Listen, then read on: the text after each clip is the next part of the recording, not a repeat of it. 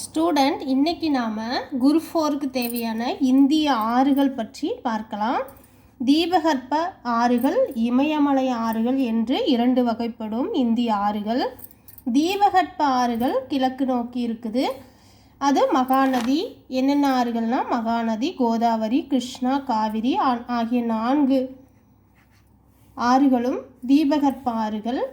இது மேற்கு நோக்கி இது கிழக்கு நோக்கி பாயக்கூடிய ஆறுகள். மேற்கு நோக்கி பாயும் ஆறுகள் நர்மதை, தபதி. இது மேற்கு நோக்கி பாயக்கூடிய நதிகள். அடுத்தது இமயமலை ஆறுகள். இமயமலை ஆறுகள் என்னென்னா சிந்து, கங்கை, பிரம்மபுத்திரா. இதில் இம்பார்ட்டன்ட் என்ன, 20,000 சதுர கிலோமீட்டர் மேல் நிலப்பரப்பை கொண்ட இந்திய பெருநதிகள் மொத்தம் 14 உள்ளன. இது நோட் பண்ணிக்கோங்க. அவைகள் சிந்து, கங்கை, யமுனா, பிரம்மபுத்திரா, நர்மதை, கிருஷ்ணா, தபதி, காவிரி, தாமிரபரணி, கோதாவரி, பெரியார், மகாநதி, சாம்பல், லூனி. இந்த 14 ஆறுகள் தான் பெருநதிகளாக இருக்குது. இந்திய பெருநதிகளினுடைய பெயர்கள் தான் இந்த 14. இதை நோட் பண்ணிக்கோங்க. நெக்ஸ்ட்டு சிந்து நதி. சிந்து நதி நீளம் கொடுத்துருக்காங்க. நீளம் பாருங்கள். சிந்து நதியுடைய நீளம் 2850 கிலோமீட்டர். இந்திய பகுதியில் 709 கிலோமீட்டர் மட்டுமே இது பாய்கிறது. திபெத் பகுதியில் உள்ள கைலாஸ் மலைத்தொடரில் வடக்கு சரிவில் மானோசரோவர் ஏரிக்கு அருகில் 5150 மீட்டர் உயரத்தில் உற்பத்தி ஆகிறது. இதனால் நோட் பண்ணிக்கோங்க. சிந்து நதி மானோசரோவர் ஏரிக்கு அருகில் 5150 மீட்டர் உயரத்தில் உற்பத்தி ஆகிறது. இது திபெத் பகுதியில் உள்ள கைலாஸ் மலைத்தொடரில். ஆனால் இந்திய பகுதியில் 709 கிலோமீட்டர் மட்டும்தான் இந்த நதி பாய்கிறது, இந்த சிந்து நதி. இதை நோட் பண்ணிக்கோங்க ஸ்டூடெண்ட். நெக்ஸ்ட்டு கங்கை. இங்கே பாருங்கள், மற்ற ஆறுகளும் இங்கே கொடுத்துருக்காங்க. ஜலம், ராவி, பியாஸ், சட்லஜ். இது நோட் பண்ணிக்கோங்க. கங்கை நீளம், கங்கை ஆற்றுடைய நீளம் 2525 கிலோமீட்டர். இது உத்தரகாண்ட் மாநிலத்தில்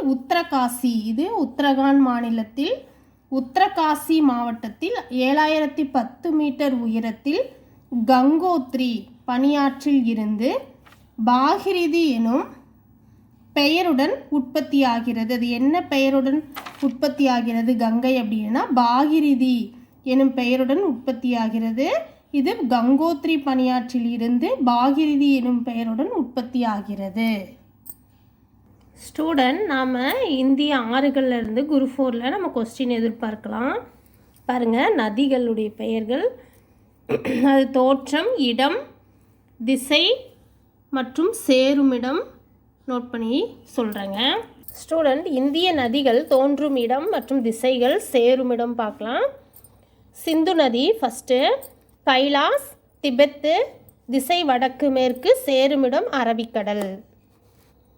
நெக்ஸ்ட்டு கங்கோத்ரி, தோன்றுகிற இடம் வந்து கங்கோத்ரி, இடம் உத்தரகாண்ட், திசை கிழக்கு வடக்கு, சேருமிடம் வங்காள விரிகுடா. யமுனோத்ரி உத்தரகாண்டில் தான், இது இடம் வந்து உத்தரகாண்ட் தான், கிழக்கு வடக்கு தான், இது வந்து வங்காள விரிகுடாவில் சேர்கிறது. ஃபோர்த்து நர்மதை, அமர்கண்டில் தோன்றும் இடம், மத்திய பிரதேஷ், மத்திய இந்தியாவிலேருந்து மேற்கு நோக்கி பாய்கிறது, அரபிக்கடலில் கலக்குது. கிருஷ்ணா, இது ரொம்ப இம்பார்ட்டன்ட், மகாபலேஸ்வரர் அப்படிங்கிற இடத்துல தான் இந்த நதி தோன்றுகிறது. இது மகாராஷ்டிராவில் இருக்குது. இது கிழக்கிலிருந்து மேற்கு நோக்கி பாயுது. இது வங்காள விரிகுடாவில் கலக்கிறது. நெக்ஸ்ட்டு தபதி, பெடூல் அப்படிங்கிற இடத்துல தான் இது தோன்றுகிறது. இது மத்திய பிரதேசம், மத்திய இந்தியாவிலேருந்து மேற்கு நோக்கி பாய்கிறது, அரபிக்கடலில் கலக்குது, சேருமிடம். காவிரி குடகுமலையில் உற்பத்தி ஆகுது. இது கர்நாடகம், இடம் இந்த குடகுமலை கர்நாடகத்தில் இருக்குது. இது மேற்கிலிருந்து கிழக்கு நோக்கி பாயுது, வங்காள விரிகுடாவில் கலக்குது. நெக்ஸ்ட்டு தாமிரபரணி அகத்தியர் மலையில் தோன்றுகிறது. இது தமிழ்நாட்டில் தான் இருக்குது. இது தெற்கிலிருந்து வடக்கு, கடலில் இது கலக்காத ஆறு. இது கடலில் கலக்காத ஆறு எதுன்னா அகத்தியர் மலையில் தமிழ்நாட்டில் உற்பத்தி ஆகிற தாமிரபரணி ஆறு. இந்த நதி வந்து கடலில் கலக்காது. இது நோட் பண்ணிக்கோங்க. கோதாவரி நாசிக் மலை தோற்றம், மகாராஷ்டிரா, மேற்கிலிருந்து கிழக்கு, சேருமிடம் வங்காள விரிகுடா. கோதாவரி நாசிக் மலை மகாராஷ்டிரா, மேற்கிலிருந்து கிழக்கு வங்காள விரிகுடாவில் கலக்குது. அடுத்தது பெரியார் வந்து கார்டோமலை கேரளாவில் இருக்குது, மேற்கிலிருந்து கிழக்கு வங்காள விரிகுடாவில் கலக்குது. மகாநதி சிவாகமலை சத்தீஸ்கரில் இருக்குது, மத்திய இந்தியாவிலேருந்து கிழக்கு நோக்கி போகிற திசை வங்காள விரிகுடாவில் கலக்குது. பிரம்மபுத்திரா இமயமலை மான்சோவா திபெத்து, அங்கே தான் இது தோன்றுகிறது. பிரம்மபுத்திரா நதி இது திபெத்து, வடக்கிலிருந்து கிழக்கு நோக்கி வங்காள விரிகுடாவில் சேர்கிறது.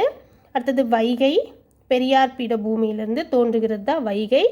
தமிழ்நாடு மேற்கிலிருந்து கிழக்கு இது வங்காள விரிகுடாவில் கலக்கிறது. அடுத்தது சாம்பல், இது விந்திய மலையில் தோன்றுகிறது. மத்திய பிரதேசம் மத்திய இந்தியாவிலிருந்து கிழக்கு நோக்கி பாய்கிற திசை, இது வங்காள விரிகுடாவில் கலக்கிறது. இது ரொம்ப குரூப் 4ல் நம்ம எதிர்பார்க்கக்கூடிய இந்திய நதிகள் மற்றும் உற்பத்தி ஆகிற இடங்கள். இதை நல்லா நோட் பண்ணி படிச்சுக்கோங்க. நன்றி, வணக்கம்.